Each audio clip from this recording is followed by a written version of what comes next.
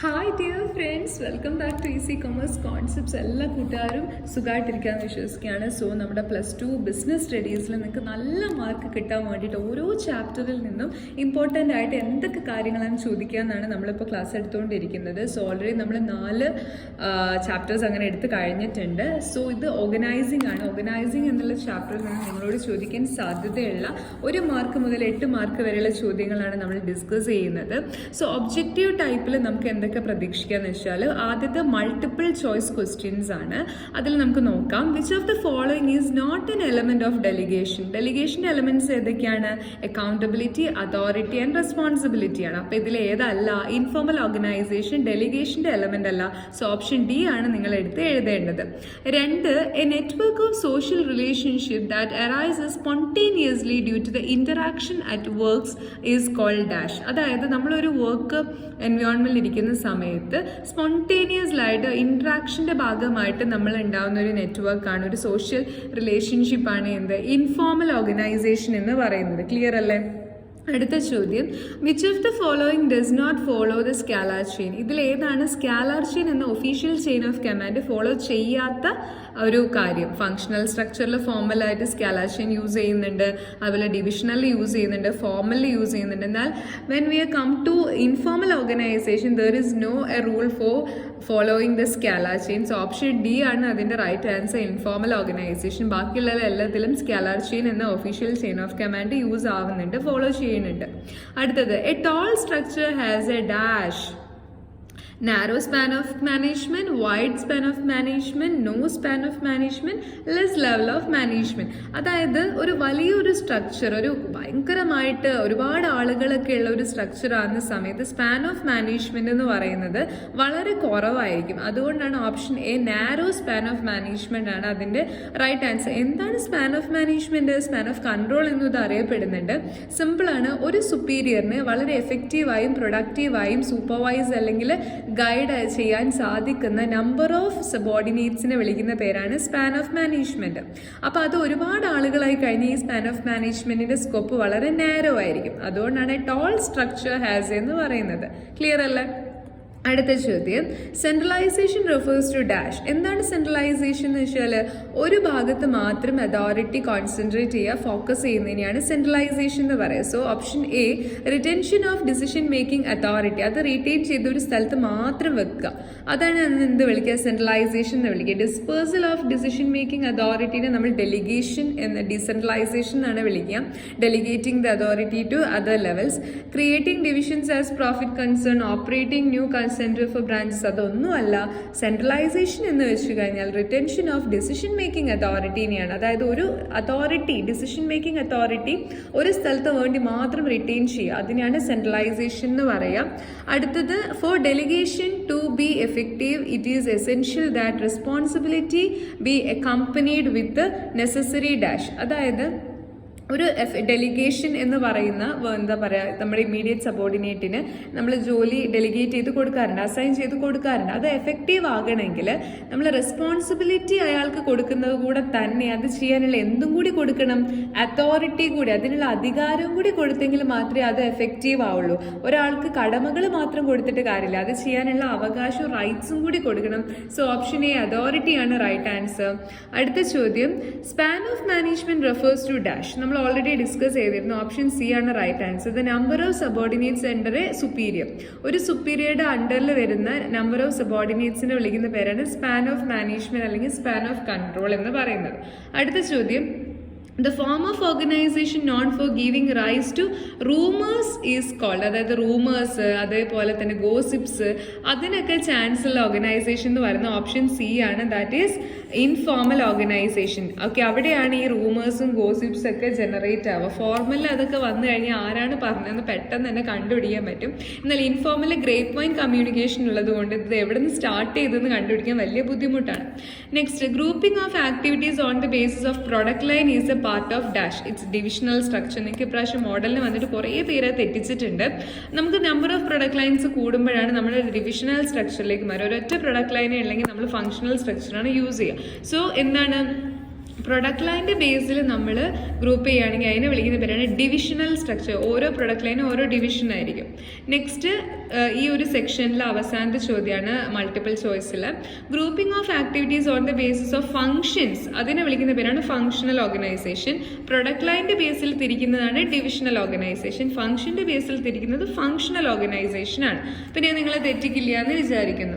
ശരിയായിട്ട് എഴുതിയവർക്കൊക്കെ കൺഗ്രാജുലേഷൻസ്. മോഡലിൻ്റെ കാര്യമാണ് പറയുന്നത്. അടുത്തൊരു സെക്ഷൻ മാച്ച് ദ ഫോളോയിങ് ആണ്. നമുക്ക് എ എന്ന കോളത്തിന് ഏറ്റവും മികച്ചതായിട്ട് തോന്നുന്ന ബിയിലെയും സിയിലെയും കാര്യങ്ങളെയാണ് നമ്മളിവിടെ കണക്ട് ചെയ്യേണ്ടത്. ഡെലിഗേഷൻ എന്ന് വെച്ചാൽ granting authority to the subordinate. നമ്മുടെ സബോർഡിനേറ്റ്സിന് അതോറിറ്റി ഗ്രാൻഡ് ചെയ്ത് കൊടുക്കുന്നതാണ് ഡെലിഗേഷൻ എന്ന് പറയാം. അപ്പോൾ അത് ബി കോളത്തിൽ സെറ്റായി. ഇനി ഈ ബി കോളവും സി കോളവും ആയിട്ട് കണക്ട് ആവണം. അതിനെയാണ് അക്കൗണ്ടബിലിറ്റി എന്ന് പറയുക. അക്കൗണ്ടബിലിറ്റി അതായത് ഡെലിഗേറ്റ് ചെയ്ത് കഴിഞ്ഞാലും സുപ്പീരിയർക്ക് തന്നെയാണ് അതിൻ്റെ അക്കൗണ്ടബിലിറ്റി ഉള്ളത്. ക്ലിയർ അല്ലേ?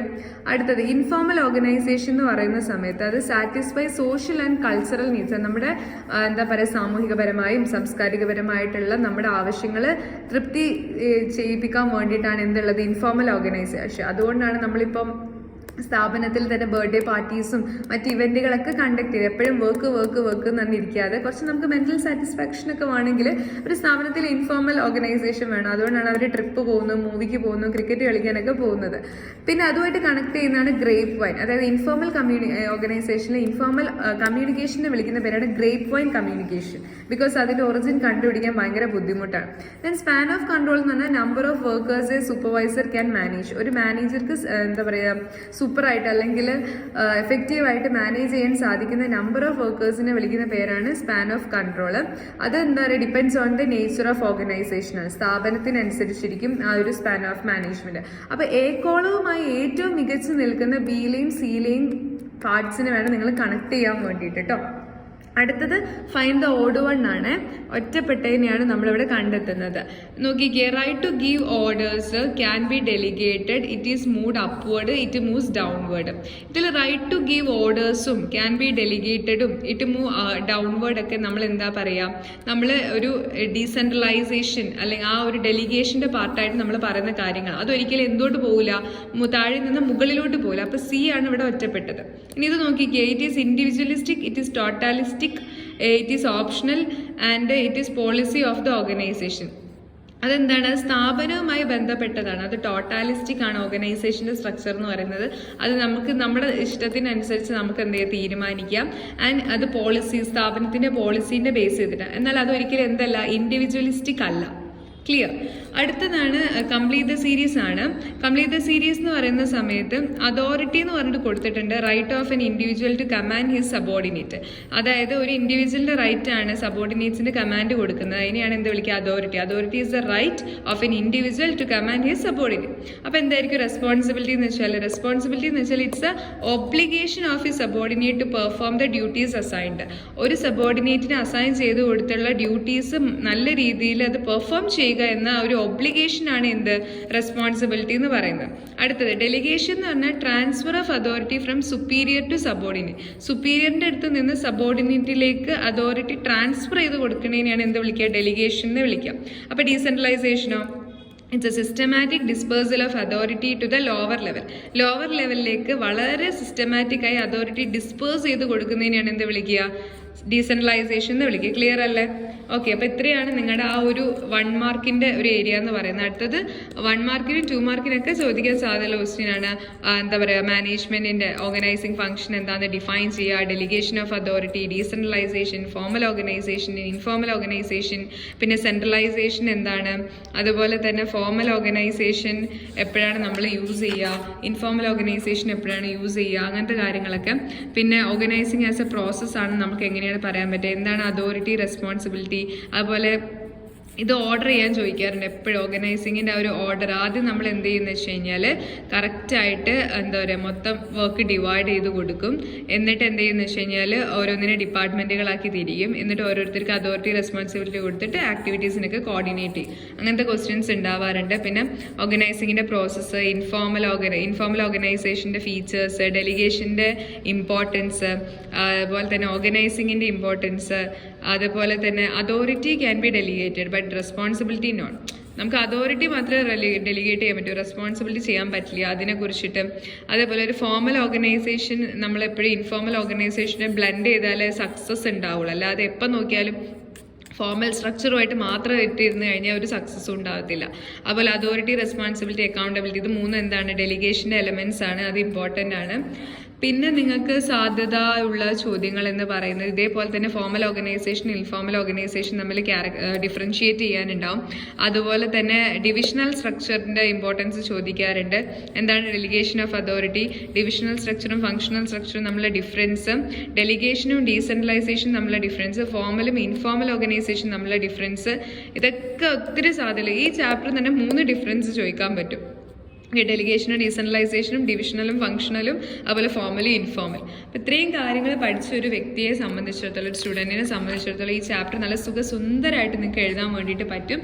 സോ ഈ ഒരു വീഡിയോ നിങ്ങൾക്ക് ഹെൽപ്ഫുൾ ആയിട്ട് ഫീൽ ചെയ്തിട്ടുണ്ടെങ്കിൽ തീർച്ചയായും ലൈക്ക് ചെയ്ത് സപ്പോർട്ട് ചെയ്യുക, നമ്മുടെ ചാനൽ സബ്സ്ക്രൈബ് ചെയ്യുക. അപ്പോൾ എല്ലാ കൂട്ടുകാർക്കും wish you all the very success four exam.